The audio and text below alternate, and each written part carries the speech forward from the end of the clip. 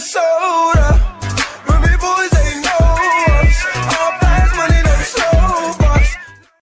What is going on, everybody? Brandon here, aka Bravadis, and I'm here to be bringing you guys my first and only mock draft because I waited so long to do it. The NBA draft is this Thursday. Today's Tuesday. The draft is on Thursday.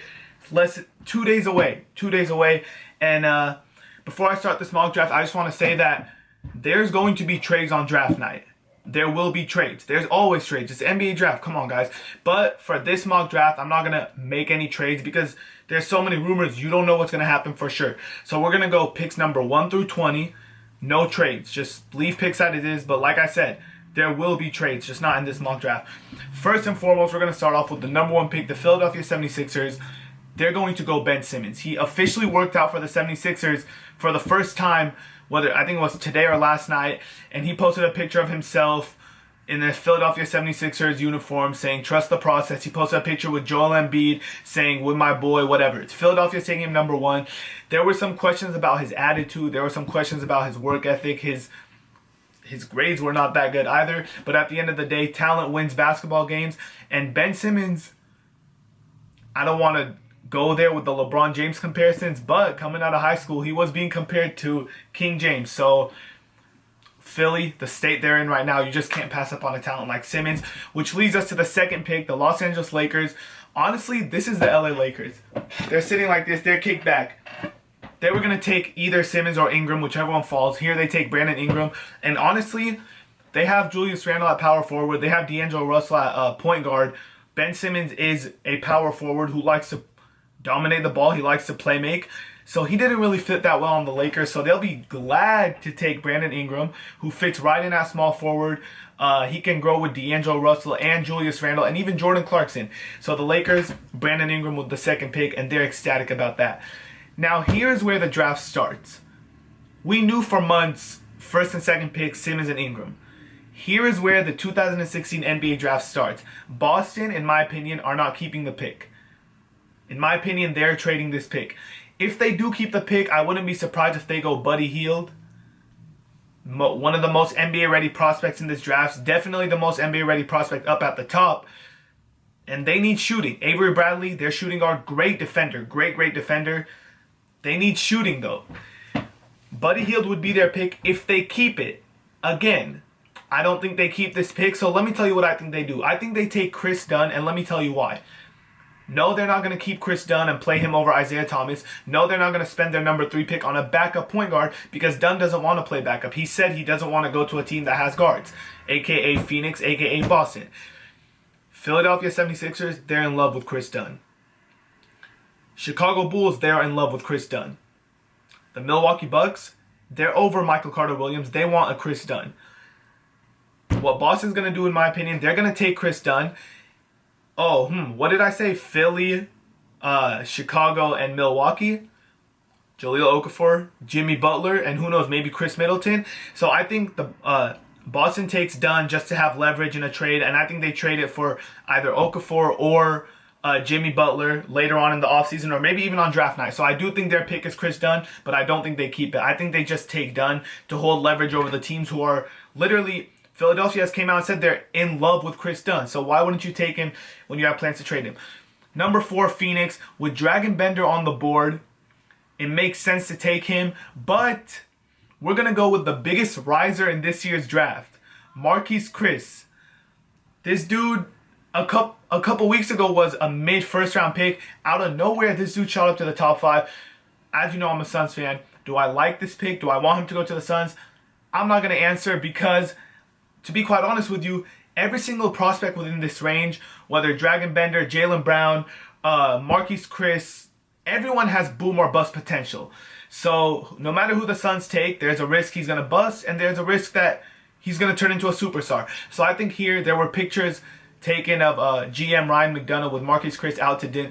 I mean, he could shoot, he could run the floor. He's not that good of a rebounder or a defender, which draws comparison to Markieff Morris. But nonetheless, he has potential to be a Chris Bosh type of player. He could shoot. I think this is the Suns pick. Marquese Chriss, and hopefully, as a Suns fan, hopefully it works out. We have 0 power forwards under contract for next year. 0. We need a power forward. At number 5, Minnesota. Let's see. They have Karl Anthony Towns. They have Andrew Wiggins. They have Zach LaVine. What do they need? They could go power forward with Bender still on the board, surprisingly. They could go shooter at Buddy Hield. Or they can go combo guard Jamal Murray, who John Calipari came out and said he is the best player in this draft. He might be a little biased because he coached him, but in one of his workouts, he hit 79 out of 100 three-pointers. I think deciding between a shooter and Hield or Murray, you can't go wrong with either, but I think ultimately Minnesota goes potential over what you know already in Hield. So I think they go Jamal Murray with this pick. Number 6, the New Orleans Pelicans, Buddy Hield. Buddy. Sure, he might be 22 years old. He's played all 4 years, but you act like 22 is 50. No, 22 is still young.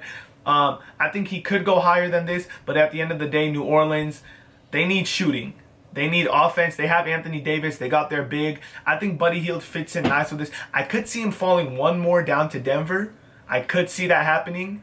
And I could see New Orleans try to pair Bender with Anthony Davis. But for the sake of this mock draft, let's just go Buddy Hield to New Orleans. Number 7, the Denver Nuggets.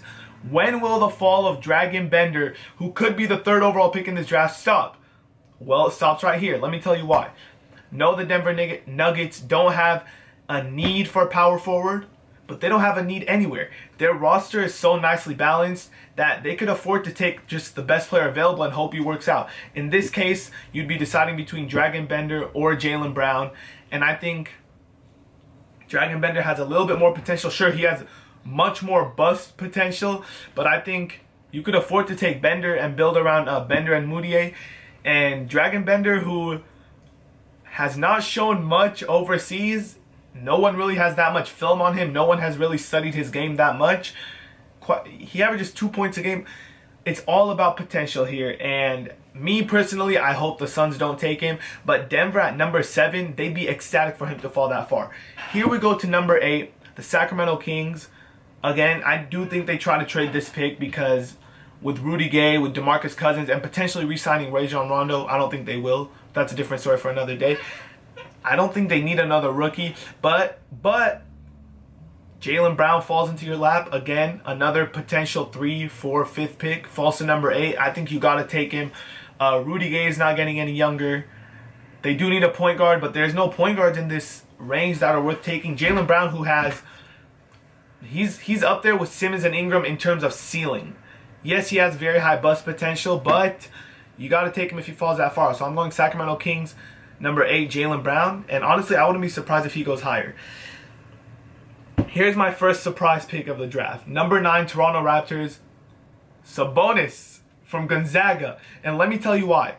From the 9th pick to the 15th pick, there's a ton of power forwards and center available. A ton of bigs available in this range, and the Raptors are ecstatic. You've got Lowry, you've got DeRozan, DeMar Carroll just signed. You have Valanciunas at center. What do you need? You need a power forward. They're a playoff team who got this lottery pick as a gift.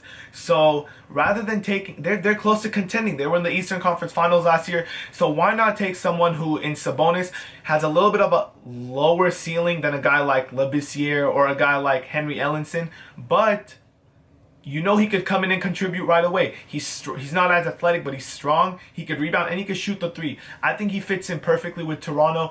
And in my first surprise, I think this just fits Toronto. They don't need to go for someone who's going to be really good in 3 or 4 years. No, they got a team to win now. So I think you add someone who could contribute right now. Sabonis, Toronto, that's my first surprise pick. At number 10, Milwaukee. Like Denver, their roster is balanced. You know, they've got Middleton, Parker, Antetokounmpo, Greg Monroe, Michael Carter-Williams. They don't really have a need, but they said they're going to play Giannis at point guard next year. Giannis at point guard, which would move Jabari down to small forward again, and that opens up a hole at power forward or center, whichever one they want to play Greg Monroe in. And I think they take Henry Ellenson. Henry Ellenson has stretch 4 potential. No, he's not the quickest. No, he's not the best defender, but he could shoot, and Milwaukee's floor spacing is terrible. Greg Monroe cannot shoot outside the paint. Antetokounmpo He's not the best shooter. Michael Carter-Williams cannot shoot. Chris Middleton could shoot the ball. There you go. There's one. But why not add a stretch big? You could put next to Greg Monroe. Greg Monroe likes to play under the basket, so why not get a big who likes to play around the three-point line? Henry Ellenson to the Milwaukee Bucks. Now, this pick, the Orlando Magic, like I said, a lot of teams are going to be trading their picks. I think the Orlando Magic could be looking to trade this pick. If not, Skal Labissiere. This dude, before the year started, was, oh, who's going to go number one, Ben Simmons or Skal? He had a disappointing season, a very, very disappointing season in college.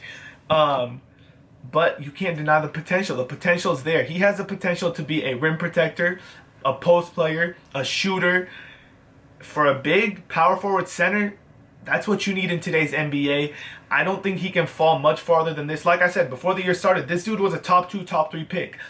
Falling to number 11, I think the Orlando Magic take him and just hope he grows into someone they could pair next to Vucevic. At number 12, the Utah Jazz. They're stacked in the front court. Rudy Gobert, Derek Favors, Gordon Hayward. Those are your three. And they drafted Trey Lyles last year. There's no way they take a big.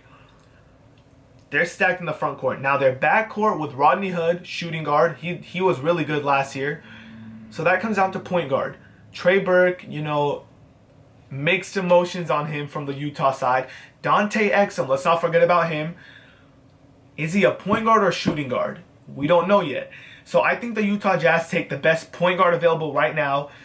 And there's some discussion between Wade Baldwin or Dejounte Murray. But I think Dejounte Murray, however the fuck you say his name. I think they take Wade Baldwin. He's more of a true point guard. Although he's a scorer, he's more of a true point guard than Murray is. I think they take him. At number 13, the Phoenix Suns. This is already their second pick in the lottery. The only team with 2 lottery picks. They got their big in Marquise Chris. Their backcourt is stacked. Eric Bledsoe, Devin Booker, Brandon Knight, Archie Goodwin, Bogdan Bogdanovic. Do I need to go on? They have 5 guards. Which is why, as much as I love Buddy Hield and as good as I think he's going to be, the Suns are not taking him. Everyone tweets to me every day saying, oh, the Suns could get Buddy Hield at number 4. Yeah, they could, but are they? No. You have Eric Bledsoe, Brandon Knight, and All-NBA rookie first-teamer Devin Booker on the team, and Archie Goodwin, who turned 21 years old. It makes no sense. Where they do have a need, they got their power forward. Who knows? Maybe you could look at small forward. PJ Tucker's 31 years old. TJ Warren, he's good, coming off a broken foot, so you don't know with that. Denzel Valentine out of Michigan State. What better player do you want to come off the bench and kind of, I don't want to say run your offense, but just like leading your second unit? I think the Suns, although Valentine might be a little bit of a reach at number 13 because he's kind of slotted to the 15 to 20 range. I mean, they got their guy at power forward at number 4, so I don't think you need to reach for a big right here. I think you go Valentine. This is if they keep the pick. This is their second lottery pick. They could trade it. Who knows? Number 14, the Chicago Bulls. Derrick Rose with 1 year left on his contract. I don't know. They've got their bigs. Mirotic, Gibson, Gasol and Noah hitting free agency. I don't think they re-signed, but Bobby Portis they took last year. I think they go point guard here. They could go small forward because Tony Snell is not looking that good. But they have Doug McDermott who could play forward or power forward. I think they go Dejounte Murray. He's a point guard, shooting guard. He can play both positions, which is kind of what catches the eye. I think the Bulls take him. Number 15, Denver. I think Denver really wanted Buddy Hield in the first round, but he got taken 1 pick before them in this mock, so they ended up with Dragan Bender. So I think they take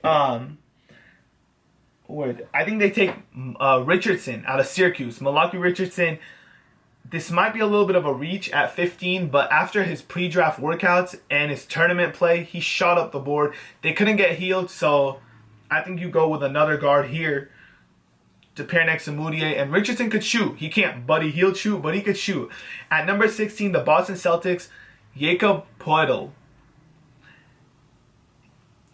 This kid could be a top 10 pick. He could go number 9 or number 10.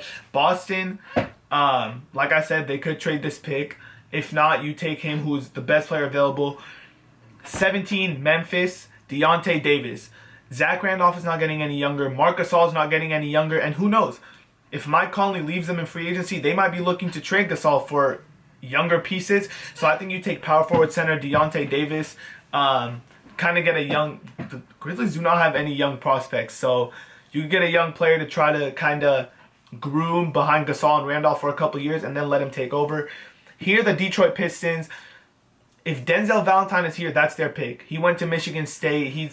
They have Stanley Johnson, who's a shooting guard, small forward. They have Andre Drummond, who's a center. They have Reggie Jackson at point guard. They just need one more wing to play next to Stanley Johnson. Valentine would be great here. But, like I said, I have the Phoenix Suns taking him. So I think they take Timothé Luau out of France. And this kid could shoot. He's a 3-and-D player. He could D up. He's kind of like a Stanley Johnson, but not that much potential. I don't think this is the best player on the board in their mind. But without Denzel Valentine available, I think you take Luau and groom him. He's a young player, so I think they'll take him. Number 19, the Denver Nuggets. They've already taken Malachi Richardson and Dragon Bender, so you can't really go wrong here. But why not take more of a for sure prospect? This kid is a senior out of Baylor, Taurean Prince. You can't really go wrong here. You're not going to expect him to come in and be an all-star. But Denver, they don't have too many holes, so why not get a player who can just come in and play right away? You know what he's going to give you every night. There's not too much risk here, so I think they take Prince. At number 20, Indiana Pacers, Malik Beasley. There's rumors that they might look to trade Monte Ellis. They have Miles Turner at power forward. They have Paul George, obviously small forward. And they could go center, but I think they take Malik Beasley. There's still a lot of prospects left, and this draft could end up being really deep. There's Thon Maker, Cheick Diallo, what's that dude's name overseas? I forgot his name. He's a shooter. There's a lot of players left that are still on the board, but for this mock draft, we're going to go top 20 picks. Let me know what your top 20, maybe even your lottery, your top 5. Let me know what you guys think down below. And I can't wait for the NBA draft. 2 more days, this Thursday. Let's go. I hope you guys enjoyed this video, guys.